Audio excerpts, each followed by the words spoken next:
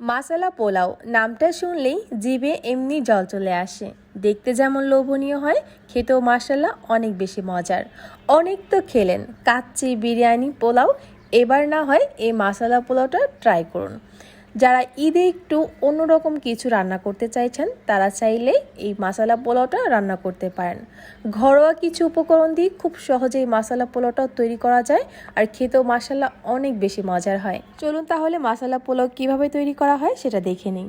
প্রথমে আমি প্যানের মধ্যে 5 থেকে 6 টেবিল চামচের মতো রান্নার তেল দিয়ে দিয়েছি।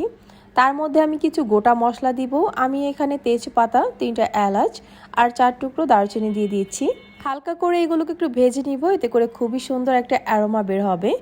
এরপর আমি এখানে প্রায় হাফ কাপ পরিমাণের মতো দিয়ে দিয়েছি পেঁয়াজ কুচি। পেঁয়াজটাকে আমি একটু হালকা বাদামি রং করে ভেজে নিব, বেশি গাঢ় করে ভাজার দরকার নেই। যখন এরকম কালারটা একটু চেঞ্জ হবে তখন এখানে আমি একদম হাড় ছাড়া মুরগির মাংস কিউব করে কাটা হাফ কাপ পরিমাণের মতো দিয়ে দিচ্ছি। চাইলে আপনারা হাড় সহ মুরগির মাংসটাও দিতে পারবেন, কিন্তু ছোট ছোট কিউব করে কেটে দিতে হবে।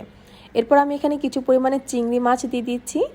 মুরগির মাংস আর এই চিংড়ি মাছটা আপনারা যত বেশি দিবেন ততই কিন্তু টেস্ট বাড়বে। সেটা পুরোপুরি আপনাদের উপর ডিপেন্ড করে আপনারা কতটুকু পরিমাণে দিয়ে রান্না করবেন।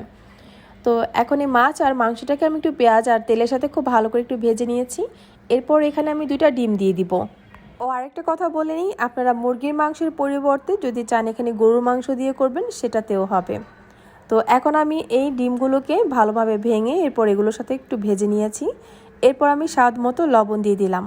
এরপর আমি এখানে হাফ চামচ পরিমাণের মতো জয়ফল আর জয়ত্রী দিয়ে দিব। আর এগুলোকে আমি একটু আধা ভাঙ্গা করে কিন্তু ব্লেন্ড করে নিয়েছি, দেখতেই পাচ্ছেন। এখন হচ্ছে আমি দিয়ে দিব প্রায় 1.5 চামচ পরিমাণের মতো গরম মশলা, যেটা আমার ঘরে বানানো। গরম মশলাটা হয় কি আপনার সব ধরনের গোটা মশলা দিয়েই কিন্তু এটা বানানো হয়, যে কারণে এক্সট্রা করে আর কোনো মশলা দিতে হয় না। সুন্দর একটা কালার আনার জন্য আমি এখানে 1 চামচ পরিমাণের মতো লাল মরিচের গুঁড়া দিয়ে দিচ্ছি। এখন আমি 1.5 টেবিল চামচের মতো আদা রসুন পেস্ট দিয়ে দিব একসাথে। আপনারা চাইলে আলাদা করেও দিতে পারবেন। এখন এই সব মশলাগুলোকে আমি খুব ভালো করে কষিয়ে নিব, একদম পানি ছাড়া। আমি কিন্তু এখানে কোনো পানিই দিব না, শুধু তেলের মধ্যে এগুলোকে সুন্দরভাবে কষিয়ে নিব। এ পর্যায়ে কিন্তু চুলার আঁচটা একটু লোতেই রাখতে হবে, তা নাহলে কিন্তু পুড়ে যাবে। একদম খুব ভালো করে কিন্তু এটাকে কষিয়ে নিয়েছি, দেখতেই পারছেন। এখন হচ্ছে আমি এখানে পোলার চাল দিয়ে দিব। আমি প্রায় 1.5 কাপ পরিমাণের মতো পোলার চাল, এটাকে ধুয়ে খুব ভালো করে পানিটাকে ঝরিয়ে রেখেছিলাম। এখন চালটা দিয়ে দিচ্ছি। এখন এই চালটাকে মশলার সাথে কিছুক্ষণের জন্য আমি ভালো করে ভেজে নিব। চালটাকে যত ভালো করে ভেজে নেবেন এই পোলাওটা কিন্তু একদম পারফেক্ট হবে আর অনেক ঝরঝরে হবে। অনেকে কিন্তু এই টিপসটা ফলো করে না, তখন দেখা যায় তাদের পোলার চালটা ভালোভাবে সিদ্ধ হয় না বা একদম ঝরঝরে হয় না। তাই যখনই পোলাও বা বিরিয়ানি রান্না করবেন তখন এই তেলের সাথে এই চালটাকে খুব ভালো করে ভেজে নেবেন। তো ভাজাভাজির কাজ শেষ হয়ে গেলে এখন আমি পরিমাণ মতো পানি দিয়ে দিব। আমি এখানে প্রায় 5 কাপ পরিমাণের মতো পানি দিয়ে দিয়েছি। আবার পানিটাও যদি ঠিকঠাক মতো না দেওয়া হয় তাহলে দেখা যায় পোলাওটা ভালো হয় না বা পারফেক্ট হয় না। তো পানির পরিমাণটাও কিন্তু একদম খেয়াল রাখতে হবে। তো এই তো পানিটা দেওয়ার পর এখন আমি একটা বলক আসা অবধি পর্যন্ত অপেক্ষা করব। এরপর এখানে আমি প্রায় 1.5 টেবিল চামচের মতো গুঁড়া দুধ দিয়ে দিচ্ছি।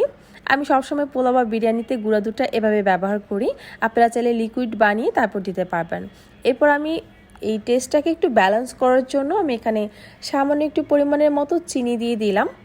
এরপর আমি এখানে 3 থেকে 4টা কাঁচামরিচ কুচি দিয়ে দিলাম, আপনারা চাইলে আস্তেও দিতে পারেন। যেহেতু মশলা পোলাও এর জন্য আমি একটু কুচি করে দিয়েছি, এতে করে দেখতেও ভালো লাগবে। যখন খুব ভালোভাবে বলক চলে আসবে আর পানিটা অনেকটা শুকিয়ে যাবে, দেখা যাবে কিছুটা পানি থাকবে পোলার গায়ে, তখন হচ্ছে চুলার আঁচটাকে লোতে রেখে আমি প্রায় 10 থেকে 15 মিনিটের মতো এটাকে দমে রেখে দিব। আর যে ঢাকনাটা দিয়ে ঢাকবো সেটাতে কিন্তু একটা ছিদ্র থাকবে, সেটাকে আটকে দিব যেন পোলার চালটা খুব সুন্দরভাবে সিদ্ধ হয়ে যায়। ফিরে আসলাম আমি 15 মিনিট পর, আর এই 15 মিনিটে মাশাআল্লাহ একদম পারফেক্টভাবে কিন্তু পোলাওটা হয়ে গেছে, দেখতেই পাচ্ছেন। আর কতটা ঝরঝরে হয়েছে তা দেখে নিশ্চয়ই বুঝতে পেরেছেন। তো এই তো আমার মশলা পোলাওটা কিন্তু একদম রেডি। এখন আমি যেটা করব, এর উপরে আমি কিছু পেঁয়াজ বেরেস্তা আর ঘি দিয়ে এটাকে প্রায় 5 মিনিটের মতো এভাবে রেখে দিব, চুলাটা একদম অফ করে দিয়ে, যাতে পেঁয়াজ বেরেস্তা আর ঘিয়ের যে একটা ফ্লেভার থাকে সেটা যেন খুব সুন্দরভাবে পোলাওর মধ্যে ছড়িয়ে যায়। কি ভাবছেন এই মাসালা পোলাও তৈরি করলে আবার সাথে এক্সট্রা করে কাবাব, রোস্ট, রেজালা তৈরি করতে হবে? একদমই না। এই পোলাওটা খেতে এতটাই মজার হয় যে এক্সট্রা করে আর কিছুই রান্না করতে হবে না আর নিতেও হবে না, শুধু এমনি এমনি এই পোলাওটা খেয়ে নিতে পারবেন। মাসালা পোলাও নামটা শুনলেই জিভে এমনি জল চলে আসে। দেখতে যেমন লোভনীয় হয়, মাশাল্লাহ খেতেও অনেক বেশি মজার। এবার ঈদে যাদের একটু প্ল্যান আছে একটু অন্যরকম কিছু বানাবেন বা রান্না করবেন, তারা চাইলে কিন্তু এই মশলা পোলাওটা ট্রাই করতে পারেন। অনেক তো খেয়েছেন কাচ্চি, বিরিয়ানি, পোলাও, এবার না হয় এই মশলা পোলাওটা ট্রাই করুন। বাসায় ছোটোখাটো প্রোগ্রাম হলে বা মেহমান আসলে চমৎকার এই মশলা পোলাওটা তৈরি করে নিতে পারেন। আশা করছি এটা সবাই খেয়ে আপনার কাছে রেসিপি জানতে চাইবে। আর দেখলেনই তো কত সহজভাবে এই মশলা পোলাওটা তৈরি করেছি। ঘরোয়া কয়েকটি উপকরণ দিয়েই কিন্তু তৈরি করে নেওয়া যায়, আর খেতেও মাশাআল্লাহ অনেক বেশি মজার। আশা করছি এটা রান্না করলেই পরিবারের সবাই বেশ পছন্দ করবে। আশা করব বরাবরের মতোই আমার আজকের এই রেসিপিটাও আপনাদের কাছে অনেক বেশি ভালো লাগবে এবং একটু হলেও উপকারে আসবে। তাহলে আজ এখানেই বিদায় নিয়ে নিচ্ছে, চলে আসবো নতুন কোনো ভিডিও নিয়ে। সবাই ভালো থাকুন, সুস্থ থাকুন। আল্লাহ হাফিজ।